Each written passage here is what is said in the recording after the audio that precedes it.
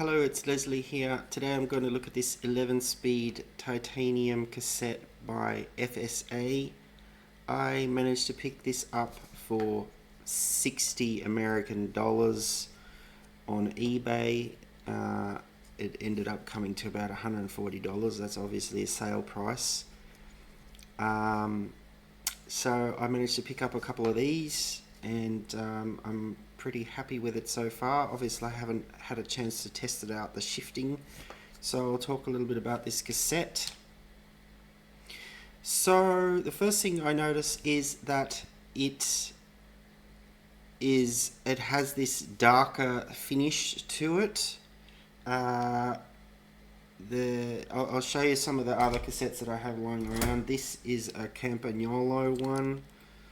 That's one there. So you can see the difference in the color. And then this is a Shimano one where the titanium's a little bit darker. I don't know if you can see that there. And then with this one, the latest model, it seems to be even darker still, like this sort of anodized finish. So I got this model here, the 11 to 25. This is the 11 to 25. And I also got an 11 to 28. So it comes with the little lock ring. It's a nice little machined lock ring that's quite thin this way. It has a bit of a concave surface there. You probably can't see that. So I think they're actually probably going to get rid of this model, the 11 to 25. That might have explained why there's a couple that were available so cheaply. I don't see although they're listed on the FSA websites, they aren't actually, the 11 to 25 isn't actually for sale on the official website anymore, which is a shame. Anyway, because I'm not that interested in big, huge cassettes for road bikes. So this one, it misses the 18 tooth. It doesn't have an 18 tooth. The 11 to 28 doesn't have a 16 tooth. So I will split up the cassette. First of all, I'll say that I've read on Cycling News and Gravel Cyclists that they say that this is a cast cassette or one piece. So it's not a one piece cassette. And this is what I find with this group set, this new WE group set. The information's not that reliable so far. So that's why I'm reviewing it, so that I can show you it.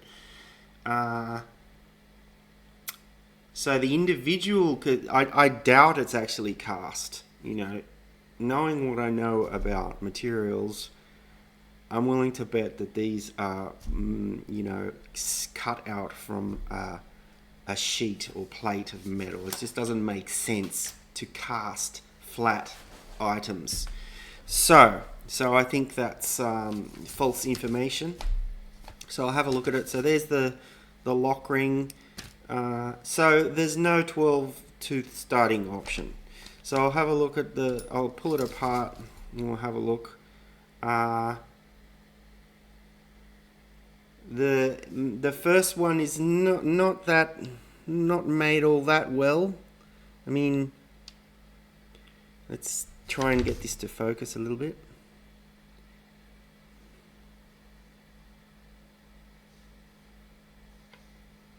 You know, I burnt my hand recently, so it's got some aloe vera gel on it and some aspirin. So I've got a sore hand at the moment. So yeah, you can see that it's been sort of stamped out, and it's a little bit rough where the teeth are. So that's the thing. Now the second cog along, that will be the 12 tooth. He's actually one of the nicest 12 tooth cogs that I've seen.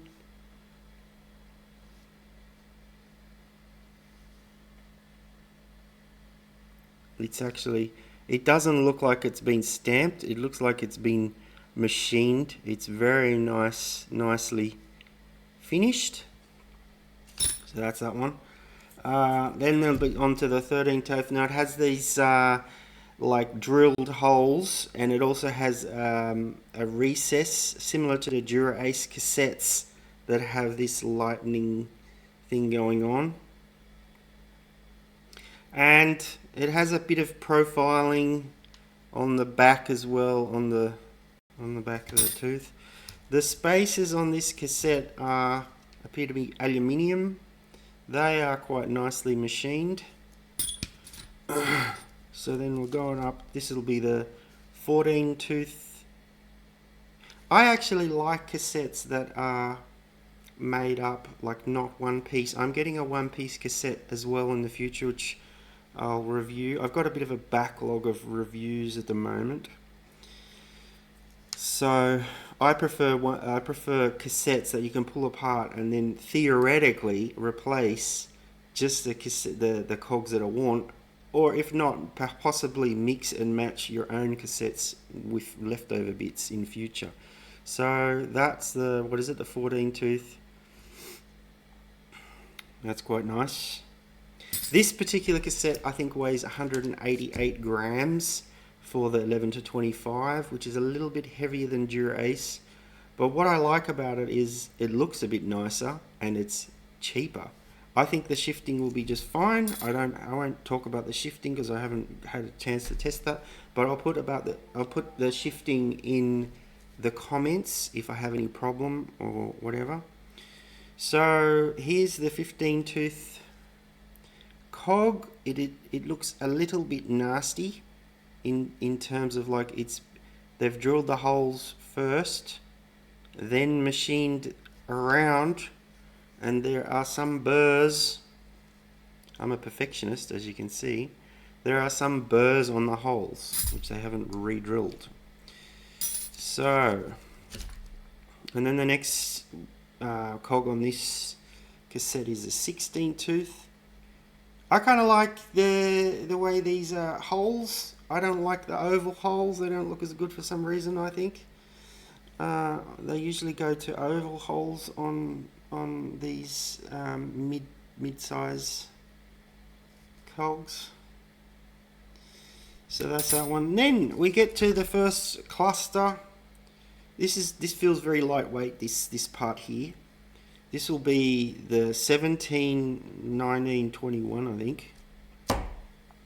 So 17, 19, 21. So it's got this very nice dark look about it. And what I like about it is the holes are quite big. They're the biggest holes that are the lightning holes. It makes it look nice from a product design point of view. It makes it look quite nice. So they are probably the biggest holes in a cassette that I've ever seen. So now the other thing I'll say is that it comes on this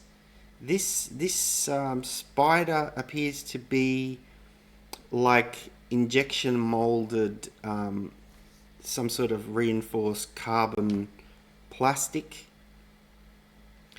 and I think these are probably stainless steel rivets holding it together. And it also has, which is rather unusual, these machined slots. It has these, I've never seen that before, machined kind of slots in addition to the holes. Some of the holes, maybe it's not in that one, some look bigger than others, but I can't find them now. Okay, and then the last spider is this. This will be the 2325. This appears on an aluminium spider. It's not focusing. So, and it'll say the thing there, it's ED-8400 is the name of it, and it's got the QC Pass sticker on it. You can see there's a couple of holes that are smaller. These ones here are smaller. It seems to me they've gone to quite some trouble to reduce weight of this cassette. For some reason though, these lobes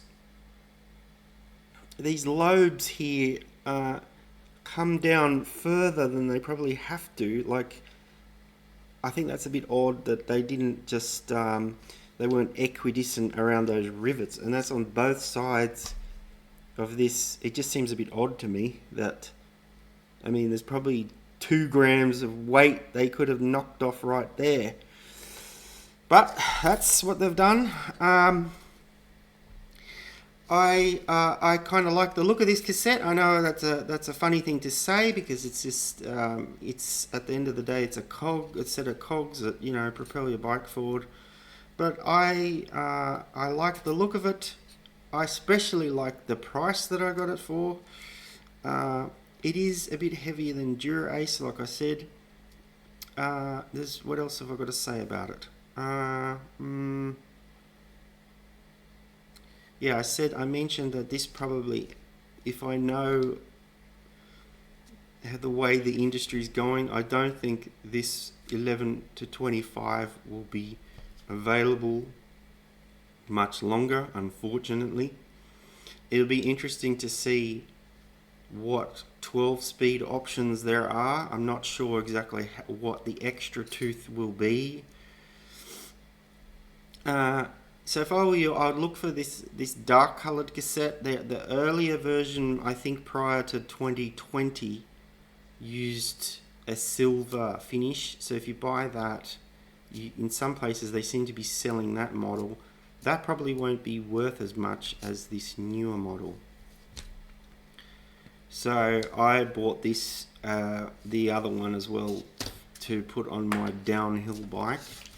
So I'm going to be going with that one just because it's a cheap and light cassette.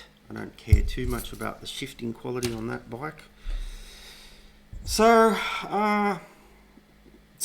overall it's nice, but there are some things that are a little bit like this cog here. It looks a little bit rough around the edges. Other than that, I like FSA as a brand. Would I buy it again? Yeah, I think I would buy this cassette again if I could get it for the same price. I think it's pretty good. Looks pretty good. I'm sure it'll be shift fine, just fine. That's all I have time for today. I have a lot of upcoming reviews, shoes, clothes. I got some more clothes from Q36.5.